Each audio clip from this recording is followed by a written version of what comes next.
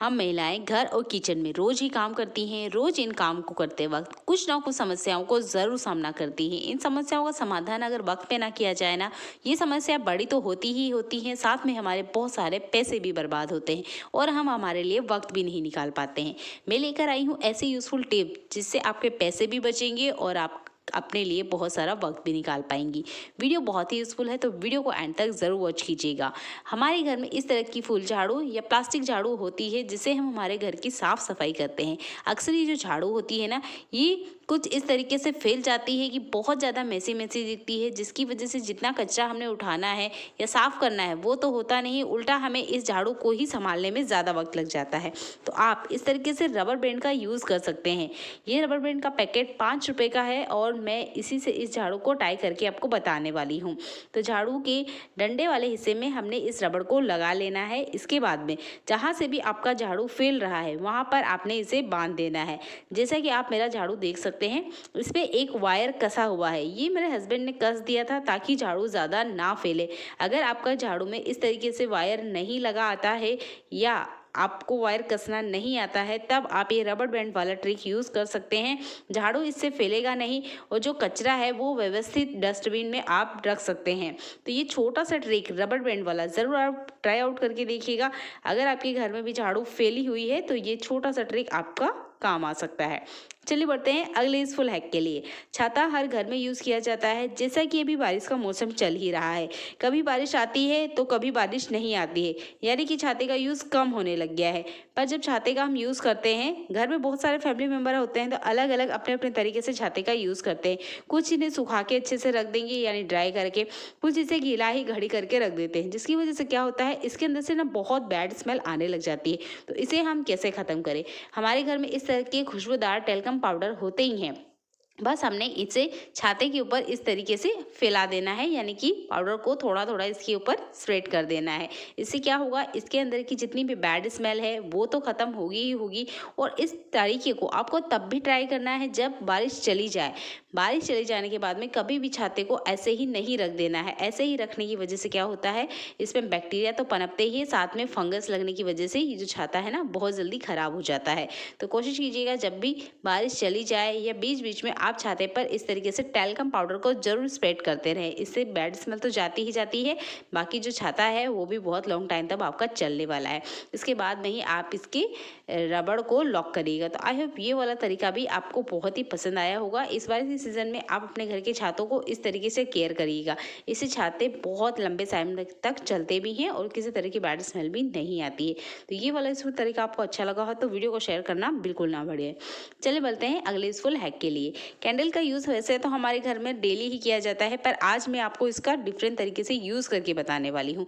हमारे घर में ना कुछ लोग ऐसे होते हैं, यानी कुछ ताले ऐसे होते हैं जो बहुत टाइम से रखे हुए हैं, जिनका हम यूज़ नहीं लेते हैं, या जिस दरवाजे गेट पे हम इसका यूज़ ले रहे हैं वो बाहर की तरफ है जहाँ बारिश का पानी इन पे लगता रहता है। तो ये वाला जो ताला है ये मेरे घर के बाहर वाले गेट पे लगा रहता है, जिसकी वजह से इस पे पानी लगता रहता है बहुत ज़्यादा। कभी ठंडा मौसम हो जाता है तो कभी गर्म मौसम हो जाता है। ठंडा मौसम हो जाने की वजह से क्या होता है, इसके अंदर जो ऑयल होता है वो जम जाता है, जिसकी वजह से ताला काम करना बंद कर देता है। चाबी तो हमारे पास होती है फिर भी ये ताले नहीं खुलते हैं।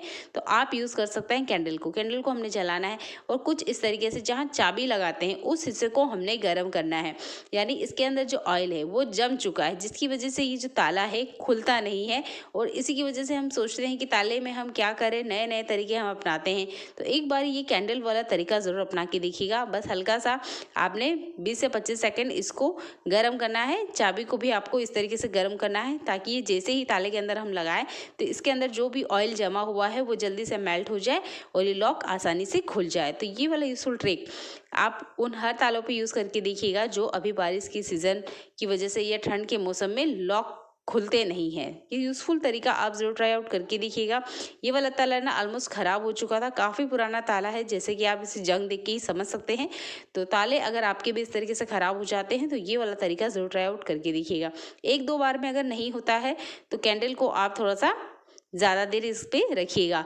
इसे गैस पे नहीं कीजिएगा क्योंकि गैस पे चाबी बहुत जल्दी गर्म हो जाती है। ताला स्टील का है इसलिए चाबी बहुत जल्दी गर्म हो जाती है। तो कोशिश कीजिएगा कैंडल या दीपक का ही यूज़ करें। अगर ज़्यादा गर्म होगा तो हाथ में चिट भी सकता है। तो आई होप ये वाला तरीका भी आपको पसंद आया। अगला यूज़फुल हैक है मेरा नारियल गोला को लेके। नारियल गोला से वैसे तो बहुत सारी रेसिपी बन के रेडी हो जाती है, पर कभी कभार क्या होता है ना, कुछ टुकड़े हमारे पास बच के रह जाते हैं। तो ये एक नारियल है जो मेरे पास बच के रह गया है। अब इसे मैं कैसे स्टोर करके रखूँ कि ये बहुत टाइम तक रहे और ख़राब भी ना हो, तो इसके लिए हम चीनी का यूज़ करेंगे। आप नारियल गोला को कैसे भी स्टोर करके देख लीजिए। स्पेशल बारिश के सीज़न में इसमें फंगस आना आम बात हो जाती है। आप प्लास्टिक में इसे पैक करके रखिए, एयर टाइट कंटेनर में रखिए, फिर भी इसमें फंगस आ जाता है क्योंकि इसमें नमी होती है और इसके अंदर तेल भी होता है, जिसकी वजह से ये आम बात है। पर अगर आप इसे शक्कर के डिब्बे में इस तरीके से थोड़ी सी शक्कर भरने के बाद रख देते हैं, ये नारियल का गोला साल भर बाद भी आप अगर यूज़ करेंगे तो इसी तरीके से फ्रेश का फ्रेश ही मिलेगा। अगर आपके घर में भी नारियल का गोला बच गया है या आप अभी इसकी कोई रेसिपी या लड्डू नहीं बना रहे हैं, नेक्स्ट टाइम के लिए रखना चाहते हैं, तो हमेशा इसे शक्कर के डिब्बे में थोड़ा सा भर के रखें। इससे आपका नारियल का गोला कभी ख़राब नहीं होगा। ये दादी नानू का आजमाया हुआ नुस्खा है। उनके टाइम पे वो यही यूज़ करती थी और ये नुस्खे आज भी काम करते हैं। तो इस तरीके को ज़रूर अपना के देखिएगा।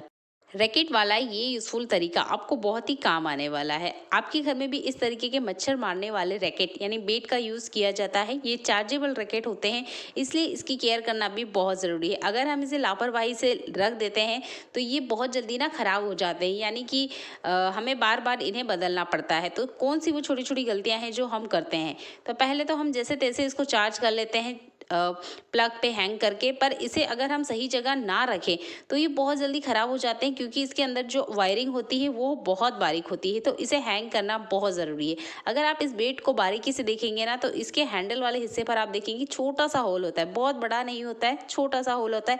कभी कभी तो इसमें डोर लगी आती है, पर कभी कभार ना इन बेट्स में किसी तरह की भी होल में रबड़ नहीं लगी हुई आती है, ये किसी तरह का भी धागा नहीं होता है, जिसकी वजह से हम इस बेट का यूज़ करते हैं और कहीं भी रख देते हैं, जिसकी वजह से ये रैकेट बार बार ख़राब हो जाते हैं और हमें नए लाने पड़ते हैं। तो आप ना सेफ्टी पिन और इस तरीके के रबर बैंड का यूज़ करिएगा। सेफ्टी पिन का यूज़ इसलिए करना है क्योंकि रबर बैंड को हमने आर पार करना है, तो छोटा सा हॉल है इसलिए यहाँ पर मैंने सेफ्टी पिन का यूज़ करा है। ये आराम से आर पार हो जाएंगे। रबड़ मैंने इसलिए यूज़ करा है क्योंकि जो रबर बैंड होते हैं वो काफ़ी स्ट्रॉन्ग होते हैं, इसे आप कितना भी खींचे ये टूटते नहीं हैं। तो मैंने रबर बैंड में इस तरीके से नोट लगा लिया है। नोट लगाने के बाद आप ब्रैकेट को यूज़ करने के बाद आराम से कहीं पे भी हैंग कर सकते हैं। आप इसे मात्र एक कील पे हैंग कर सकते हैं। तो अक्सर हमारे घर में कील्स होती हैं, तो वहाँ पर आप इसे ज़रूर हैंग करके रखें और जहाँ पर आप इसे चार्ज लगाते हैं उस बोर्ड के पास में भी इस तरीके से कील ज़रूर लगा के रखें ताकि आप इस रैकेट को आराम से हैंग कर सकें और लॉन्ग टाइम तक इसका यूज़ कर सकें। तो आई होप ये तरीका आपको पसंद आए। अगला यूज़फुल हैक मेरा चाबियों को लेके। अक्सर क्या होता है हमारे पास ना सिंगल चाबी रह जाती है। कभी कभार ऐसा होता है कि एक ताले की 2 से 3 चाबियाँ होती है, हर मेंबर के पास अलग अलग रहती है, जिसकी वजह से क्या होता है अगर गलती से चाबी गुम हो जाए या किसी ताले की एक ही चाबी है और सिंगल कोई इसमें की चेन नहीं है तो बहुत ज़्यादा प्रॉब्लम हो जाती है। तब आप सेफ्टी पिन का यूज़ कर सकते हैं। सेफ्टी पिन की मदद से आप एक काम चलाओ किचन बना के रेडी कर सकते हैं। अगर आप इसे पर्स में रख रहे हैं तब तो बहुत ही फायदेमंद है, आप पर्स में इसे लगा दीजिए। यानी इस पिन को आप अगर पर्स में लगा लेते हैं तो ये चाबी कभी नहीं गुम होने वाली। अगर आपके पास भी सिंगल चाबी रहती है या आपके पास अभी फिलहाल में किचन नहीं है तो इस सेफ्टी पिन वाले ट्रिक को ज़रूर यूज़ करिएगा, ये पर्स में बहुत ही काम आता है। वीडियो को शेयर करना बिल्कुल ना भूलें। वीडियो अच्छा लगता है तो वीडियो को लाइक ज़रूर कीजिएगा। चैनल पे आप पहली बार आए हैं तो चैनल को सब्सक्राइब कर लीजिएगा। मिलते हैं अगली ऐसे यूज़फुल वीडियो में जो आपके घर और किचन के काम को आसान बनाए। तब तक अपना ध्यान रखिएगा। देखने के लिए आपका बहुत सारा धन्यवाद।